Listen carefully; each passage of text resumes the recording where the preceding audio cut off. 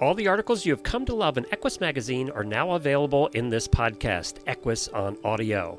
Each article is released as its own separate episode to make them quick and easy to listen to. Search Equus on Audio to subscribe on your favorite podcast player, and you'll never miss an article.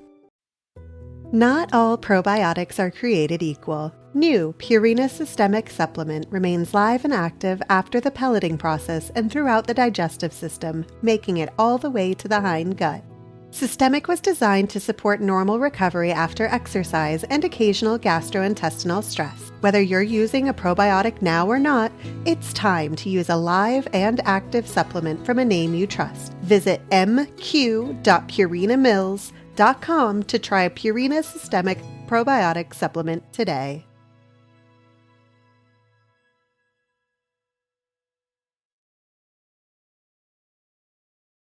Are you a horse owner? Get exclusive discounts on brands like John Deere and Big Ass Fans with equine discounts.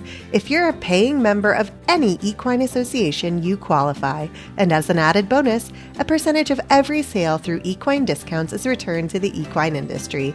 Go to equinediscounts.com to receive your discounts. This article was posted on June 5, 2025. It was written by Christine Barakat and is titled The Long and Short of Equine Coats. The color of your horse's coat is so integral to his identity that it's usually the first thing you mention when describing him. A chestnut mare, a palomino quarter horse, a leopard appy. But there's so much more to the equine coat than color. A horse's hair has important functions, both as part of his largest organ, the skin, and on its own. A year-round barrier to insects and the elements, the coat thins in time for hot weather and grows long enough to provide insulation in the winter. The equine coat is a marvel of adaptation. For horse owners, a horse's coat plays another important role. It's a good indicator of his overall health. One of the rewards of taking good care of your horse is enjoying the beauty of his rich, lustrous coat. On the other hand, a dull, rough, or sparse coat can be an early sign of illness, nutritional deficiency, or hormonal imbalances. Naturally, you want your horse to look good. But when working to make his coat gleam, it helps to take into account the structure and function of its hairs and the physiology behind its luster. Here's a closer look at the science behind the shine. Your horse's coat is made up of millions of hairs, each consisting of distinct layers. If you were to look at a cross-section of an equine hair shaft under a microscope, you'd see a tiny core called the medulla. The medulla is filled with loosely packed cells that shrink when dehydrated, leaving air spaces. In general, the diameter of the medulla determines the diameter of the hair. Thicker mane and tail hairs have larger medullas than thinner body hairs. In gray or white human hairs, the medulla is more prominent, but it is missing altogether in very fine hair. The next layer is the cortex, which provides the bulk of the shaft.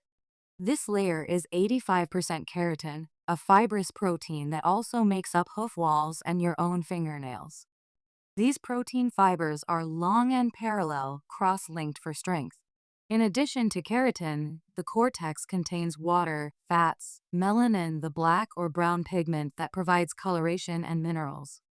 The outermost layer of the hair shaft is the cuticle, which is made up of overlapping cells that give it a rough, almost scaly surface. The cuticle anchors the hair shaft in the follicle and plays an important role in how we perceive the shine of a horse's coat. Each hair grows from a follicle, an organ that combines muscles, glands, and blood vessels. Various follicles produce specialized hair cells. The ones on the crest, for instance, are equipped to produce thicker hair, perhaps of a different color, than are those on the flanks. Attached to the hair follicles in a horse's coat are the erector pili muscles. When erector pili muscles contract, they lift the hairs off the surface of the skin, which helps trap air between them, providing insulation. Run your hand through the coat of a fuzzy pony on a cold winter day and you'll notice a fuzzier, loftier feeling. That is the work of his erector pili muscles. Next to each follicle is a sebaceous gland which produces sebum, a natural oil that coats each strand. Sebum not only provides a protective barrier for both the skin and hair, repelling water and inhibiting the growth of microorganisms, but it also slicks down the scales of the cuticle, causing them to reflect light in a uniform way that our eyes and brains interpret as shine. Hair that lacks sufficient oil has a rough outer layer, reflecting light randomly, giving it a dull appearance. At the deepest point of the follicle is the hair root, matrix, and papilla, collections of cells in an area referred to as the bulb that regulate the growth and eventually the shedding of each shaft. The activity of these cells determine when your truck seats will become covered in horsehair each spring. All hair, yours and your horse's included, grows in 3 distinct phases. Number 1, in the anagen phase, the cells in the bulb are actively producing the hair shaft. Hair emerges from the follicle during this phase and grows longer. How quickly this happens and how long the strand grows depends on a variety of factors, including genetics. Number 2, the relatively shorter catagen phase is a transitional period in which growth ceases and the follicle begins to shrink. Number 3, in the final telogen stage, growth has stopped and the hair is no longer connected to a blood supply. The hair remains lodged in the follicle until it is literally pushed out by an emerging new hair in the anagen phase of growth. In people, these 3 phases occur concurrently among different hairs. You'll lose about 100 hairs from your own head every day, but many more are growing at the same time. Small changes occur in human hair growth rates with the seasons, peaking in late summer and early autumn, and hormonal fluctuations, but as a rule, human follicles are not in sync with each other. That's why you have no shedding season. Your horse, on the other hand, certainly does. Shedding in horses is controlled by photoperiods. Light receptors in a horse's eyes relay changes in daylight length to the pineal gland in his brain, which produces melatonin. As hours of daylight decrease in the late autumn, melatonin production increases, which triggers coat growth. These changes take time, however. Studies have shown that coat changes lag about 5 to 8 weeks behind day length transitions. Since days begin to shorten in June, by the middle of August, when winter may be the last thing on your mind, your horse's winter coat is already starting to grow in. Similarly, in the depths of a miserably cold February, it may be heartening to remember that within your horse's hair follicles, his sleek summer coat is already taking shape. The effect of photoperiods is sometimes artificially reproduced to control coat growth in show horses. To delay the growth of a horse's winter coat, for example, he may be kept in a barn that remains lit for several hours after sundown to trick his body by simulating a longer photoperiod. Similarly, a horse can be encouraged to shed his winter coat earlier by artificially extending the length of the day the horse perceives. Short of manipulating photoperiods, there are a few grooming techniques you can use to support the shedding process, but it will usually take 4 weeks or even longer. As you brush, shampoo, and spray your horse's coat, it's easy to forget that its appearance is also influenced by factors beyond the reach of a grooming box. Hair follicles are complex, metabolically active tissues subject to the same positive and negative influences that affect the rest of a horse's organs and overall health. For instance, nutritional deficiencies can lead to dull or brittle hair, although by the time an insufficient diet affects a horse's coat, signs of malnutrition are usually apparent in other ways. Nonetheless, reviewing your horse's diet to ensure he's receiving appropriate amounts of protein, fat, copper, iodine, zinc, and vitamins A, E, and C is a good way to rule out his rasha as a source of a less than lustrous coat. On the flip side is selenium toxicosis, which results from an excess in the trace mineral selenium. This condition, which can occur when a horse grazes on pasture in areas where the soil contains high concentrations of selenium, makes the mane and tail hair brittle. The excess selenium, it is thought, replaces sulfur in the amino acid chains of the hair, reducing its strength. Thin, sparse mane and tails and poor quality hooves are often the outward signs that trigger investigation and an eventual diagnosis of selenium toxicosis. In earlier eras, before diligent deworming programs were the norm, heavy parasite burdens would lead to a dull coat as the horse's nutritional resources were sapped by the worms he carried. These days, it's unlikely that a well-tended horse's dull coat is parasite-related, but it can't hurt to perform a fecal egg count to rule out the possibility. Sometimes an illness can lead to more than just dull or brittle hair.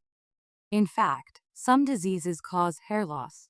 In a condition called anagen deflection, a physiologic stressor, such as a high fever or infectious disease, interferes with the anagen phase of hair growth. This causes growth to cease immediately and hair begins to fall out within days. A similar condition, called telogen deflection, has a similar effect, but hair loss usually doesn't occur for 1 to 3 months after the initial stressor.